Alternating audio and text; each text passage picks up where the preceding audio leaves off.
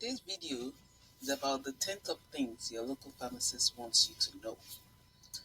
You can find the full article on mywebpharmacist.com. So,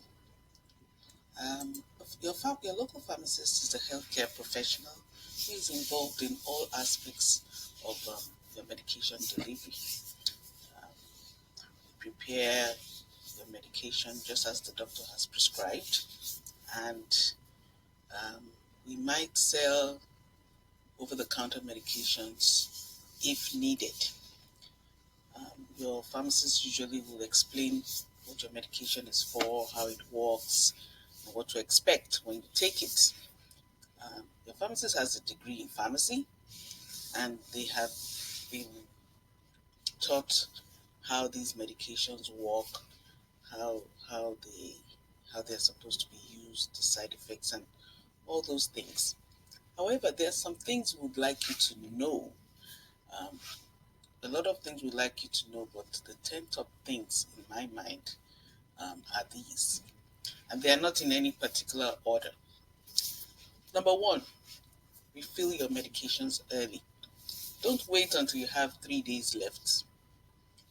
Even if you're not able to pick it up before then, at least let the pharmacist know that you want to fill your prescription, so that if the medication is out of stock, the pharmacist can order it. Or if you have no refills, the pharmacist can get in touch with your doctor's office or your prescriber's office. The next thing, patience is very critical in a pharmacy. You've waited so long to get this prescription, and we know that you're busy. You really want to use this medication. However, you still have to be patient. There are some medications that you can pick up very easily, but then there are some times when the pharmacist has something to check, maybe to check for an interaction or to clarify something with your doctor's office. So patience is very important. What you could do is, after dropping off your prescription, call the pharmacy to find out if it's ready before you make a trip to the pharmacy. So this will prevent long waits and multiple trips to the pharmacy.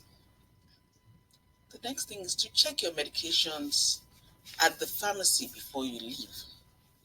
This is very important because you want to make sure you're getting the right thing or what you are expecting.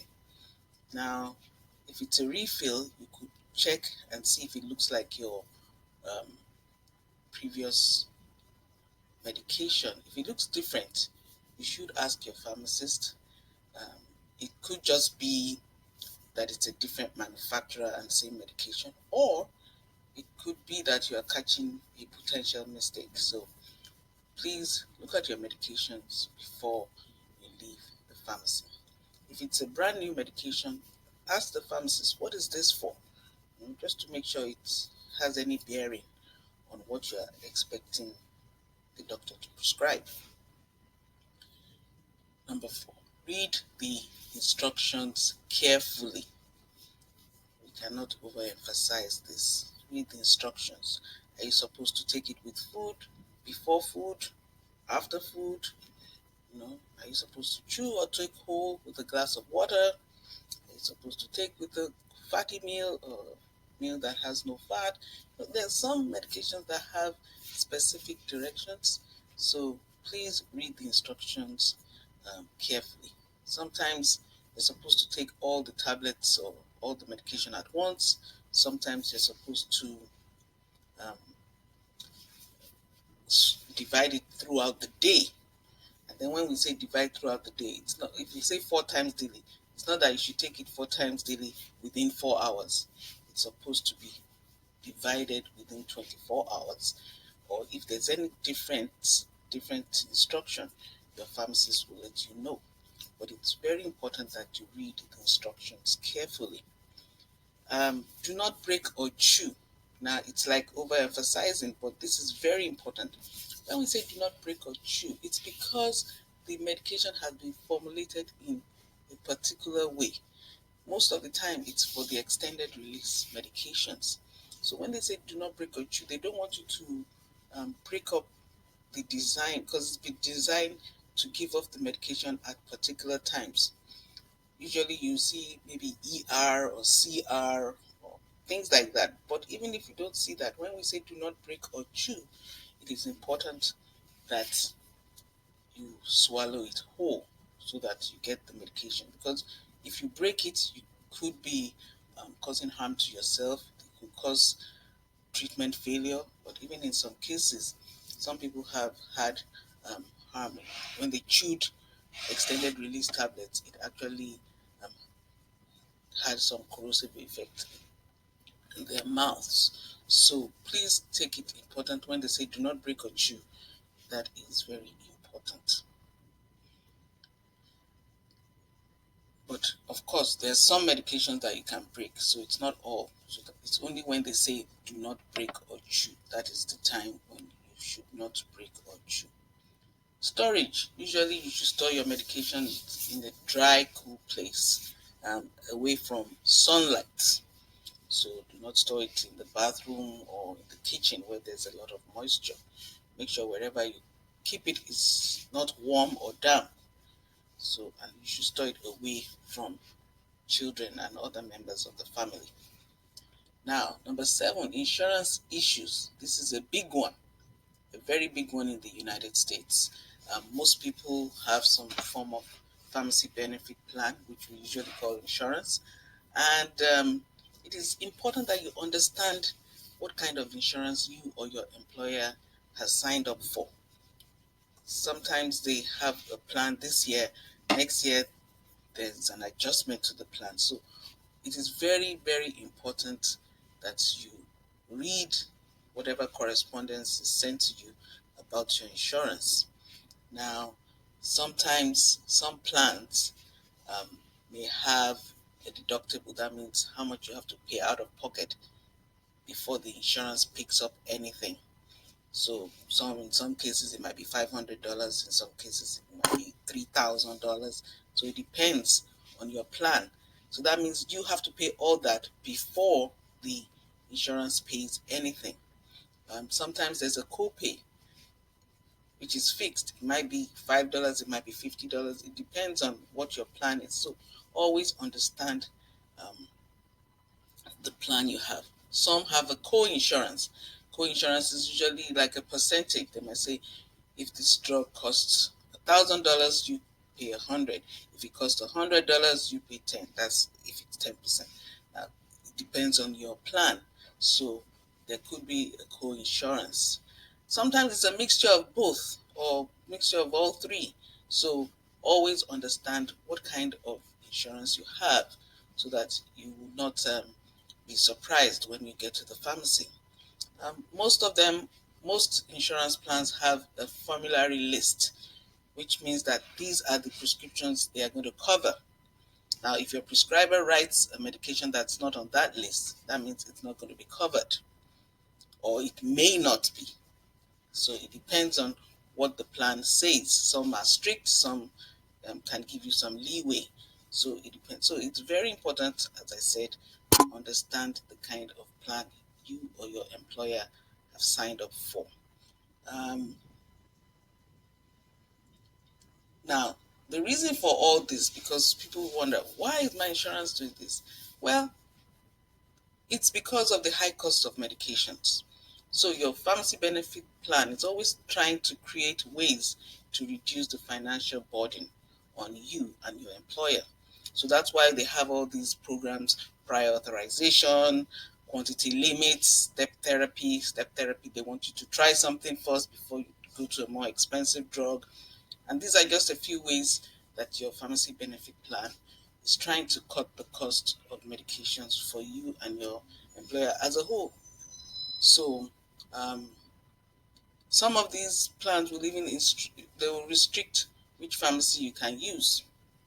So, the good news is sometimes they will allow you to fill your first prescription at your local pharmacy. So for a particular medication, you can fill it one time at your local pharmacy. And this is a good thing so that you'll be able to see if this medication is even okay with you before you have to go to wherever they decide that you have to go to. But most of them will allow you to fill it one time at your local pharmacy, and this is for each prescription, not as a whole. But let's say today, um, prescription A, they will allow you to fill it one time. Then prescription B, you'll be able to fill it one time too. So these are the kind of things that happen with insurance. But as I said, it's always good to understand your insurance plan so that you don't um, get surprised when you get to your pharmacy. Number 8, over-the-counter medications, herbal remedies, and vitamins. Always consult your pharmacist. Um, the fact that it's over the counter or something you can buy without a pharmacist does not mean that it's completely safe. So if it's something you've not used before, please show it to your pharmacist. Make sure it doesn't interact with your other medications, um, and they will be happy to help you. Number 9, returning your medications to the pharmacy. Um, Usually, you should not return medications to the pharmacy. That's why you should check it before you leave. Um, it's for your safety and the safety of others. You don't want to buy a medication that somebody else had taken home and brought back. You don't know what the person did with it at the time they were not in the pharmacy. So it is important that you know that once you take your medication away from the pharmacy, you are not allowed to bring it back. Now, there are some times when you have old and expired or unused medications that you want to dispose of. You can call your pharmacy and find out if they have a take back program.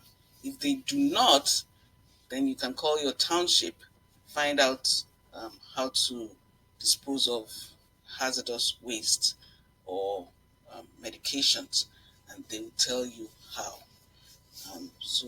But you cannot, for your safety, you cannot take your medications back to the pharmacy and say, "Oh, I don't want it again. Please give me a refund," or something like that.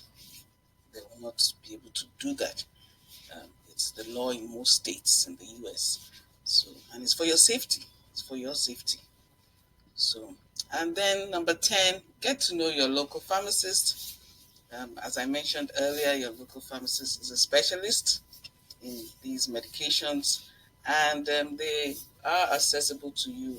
They try as much as possible to be accessible to you. So there's so many things that a pharmacist wants you to know, but these are, in my own opinion, the top 10 things that your local pharmacist would like you to know. So at mywebpharmacist.com, we focus on public education and medication counseling. So you can check us out at mywebpharmacist.com for other articles.